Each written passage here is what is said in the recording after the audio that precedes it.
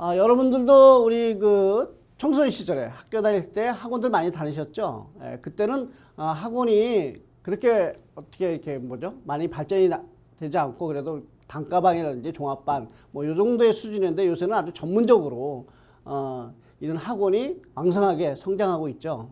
자, 그러면 이 사교육이라는 것이 과연 무엇입니까? 결론은 초중생들이 사적인 수요와 그 다음에 사적인 공급에 의해서 학교 정규 과정 이외에 학교 밖에서 받는 보충교육입니다. 보충교육이고 그 비용을 개인이 부담하는 교육 서비스다. 이렇게 우리가 정의를 내릴 수 있겠죠. 또 하나 뭐냐면 학교 정규 수업과는 별개로 학교 밖에서 이루어지는 개인 과외 또는 그룹 과외, 학원 수강 등 재반 과외 학습을 모두 포함해서 우리가 사교육 이렇게 얘기하고 있습니다. 그렇죠? 사교육 시장이 상당히 크고 있고 또 사교육에 한 번쯤은 다 우리 청소년들이 다녀본 경험들이 있을 겁니다. 그래서 우리가 한번 살펴봤는데요. 사교육 참여율이 2008년도에 75%였으나요. 해마다 감소해서 그래도 한 2012년은 69% 정도 이렇게 감소했답니다. 그 이유에는 무엇이 있겠습니까? 방과 학교가 생긴다든지 지역에서 여러 가지 그런 사회복지 시설이 생긴다고 해서 이런 것이 약간 줄기는 했죠. 보니까 이제 초등학교에는 2010년에 87%, 그 다음에 2012년은 81% 약간 줄었죠. 그렇죠? 그리고 또 중학교에는 72%, 2012년 70%, 그 다음에 고등학교에는 61%에서 56% 정도가 이렇게 줄었습니다. 자, 보세요. 감소 이유는 아까 말씀드린 대로 다양한 방과 학교 프로그램의 운영과 학교 교육의 공교육의 변화에 의한 것으로 나타나고 있다. 우리가 이제 공교육이 변하는 것은 뭐냐면, 여러분들 이제 요 사회에는 이제 그 자유학기제가 운영되고 있고요. 그 다음에 그 전에는 이 창의적 체험 활동으로 해서 여러 가지 활동을 하고 있었죠.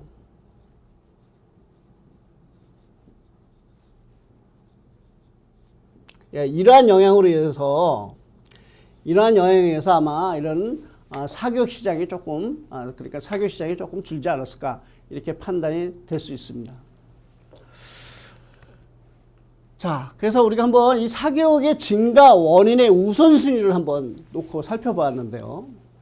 이게 뭐에 주요냐면 기업 채용 시 학부를 중시하기 때문에 우선적으로 이런 사교육이 증가됐다고 보고 있고요. 그러면 특목고 점수 위주로 학생을 선발하기 때문에 사교육이 증가됐다 이런 얘기죠. 그 다음에 대학의 서열 구조 때문에 이렇게 사교육이 증가됐다고 이렇게 말씀드릴 수 있습니다. 그러면 청소년들이 사교육 참여율은 뭘까요? 자, 보세요. 공교육 기관인 학교에서 학생과 학부모가 필요로 하는 교육적 욕구를 모두 충족시킬 수 없기 때문에 공교육에 대한 보완, 보충 기능을 수행하여 공교육이 보다 충실하게 실시하도록 하기 위해서 우리가 사교육을 하고 있는데, 그러나 이게 어떤 문제점이 상당히 도출되고 있죠. 자, 이것은 국가의 교육 투자 행위 측면에서 효율성을 높이도록 하기 위함인 것이었고요. 학습 결손이 누적된 학생이 학력을 향상시키고 학습 의욕을 고취시키는데 도움을 주고자 이런 사교육이 실시된 것이었죠. 그러는 것이 이렇게 문제점이 일어나게 됐어요. 자, 보세요. 우리나라의 중등 교육 과정에 왜곡 현상이 일어났습니다. 어떤 왜곡 현상이 일어났을까요? 자, 교육 과정이 재배치된다. 이건 뭡니까? 우리가 어떠한 교육 과정에 의해서 학교가 운영되고 있는데 어떤 단기 과목, 그 과목만 시간을 늘게 한다든지 어떤 시간을 줄인다든지 이미래로 사교육은 편성되어 있기 때문에 이 재배치에 대한 문제가 생겼겠죠. 그렇죠? 그 다음에 이시 및 성적에 부담이 된다.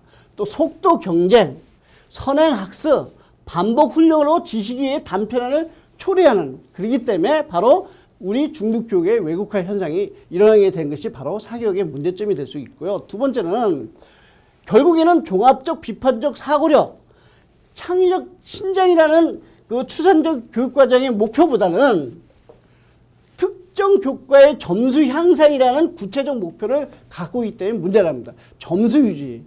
그걸 하나의 어떤 숙달된 기술만을 우리 아이들한테 주입시키지 않는가. 이런 것이 사교육의 문제점이 되겠죠. 자, 또 하나 뭐냐면 사교육은 지나친 의존에 따라서 공교육이 이제 붕괴되길 직전에 와 있다는 것입니다. 좀 심각합니다. 그래서 이것을 우리가 여러 가지 대책을 강구하고 있고요. 그다음에 요새 굳이 우리가 이제 주입식에서 좀 벗어나려고 아마 이 교육부에서도 많은 노력을 하고 있는 걸로 알고 있습니다. 그럼에도 불구하고 아직도 이런 것이 해결되지 않는다라는 것이죠. 그래서 이런 붕괴 직전의 요인으로서 수준 차이로 인한 정상적인 수업이 어렵고요. 수업의 흥미를 아이들이 잃어버릴 수 있다는 거죠. 미리 학원에서 다 보는데 뭐 학교 가면 잡니다. 학교가 자는 장소로 바뀐 지 꽤 된 거로 알고 있어요. 이것은 잘못된 거죠. 학교에서 공교육이 제대로 정상적으로 운영되고 그게 보완이 되는 것이 바로 학원, 즉 사교육인 것입니다. 자, 사교육으로 과대한 경제에 대한 불안감, 자율의 구속 등 이렇게 감성이 예민한 청소년들에게 상처를 주면서 밤늦게까지 계속되는 사교육은 학생 청소년의 신체적인 건강에 무리를 해칠 수 있다는 것입니다.